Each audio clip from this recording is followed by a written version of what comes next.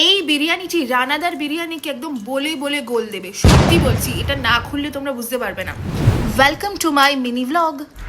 আমি মায়াপুরে গিয়ে রানাদার বিরিয়ানি টেস্ট করে দেখেছি, বাট সেই বিরিয়ানিটা কিন্তু আমার অসাধারণ লেগেছে। তবে এই বিরিয়ানিটা হচ্ছে ওয়ার্ল্ডের সেরা বিরিয়ানি। এই বিরিয়ানিটা হচ্ছে বেঙ্গলি হায়দ্রাবাদি মিক্সড। এটার অভূতপূর্ব এই স্বাদ, আর এটার মধ্যে রয়েছে কিন্তু সোয়া চাপ। এটা কিন্তু সেই গ্রেভিওয়ালা সোয়া চাপ নয়, এটা একটু অন্যরকম। খুলে তোমাদেরকে সবটা দেখাচ্ছি, সঙ্গে থাকো। এই আটাগুলো নষ্ট হয়ে আমার খুব কষ্ট হয়, আমি সেগুলো সেই জন্য আমি কি করি, এগুলো রেখে দিই। এগুলো না এরকম ছোট ছোট টুকরো করে ব্যালকনি থেকে নিচে ফেলে দিই, পাখিরা খায়। আপনারাও এটা করতে পারেন। চলো এবার তাহলে তোমাদেরকে বিরিয়ানিটা খুলে দেখাই। তো শুরুতেই তোমরা দেখতে পাচ্ছ একটা বড় চাঙ্কি পিস চলে এসছে সোয়া চাপের। এগুলো ভুল করে কিন্তু উল্টোপাল্টা কিছু ভেবো না।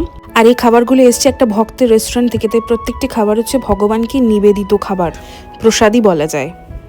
বিরিয়ানিতে রয়েছে ফুলকপি, পনির, বিভিন্ন ধরনের সবজি। তবে এটা যেহেতু বাইরের বিরিয়ানি তাই এতে আলু দেওয়া নেই। আনম্যাচেবল, এই স্বাদটা আনম্যাচেবল।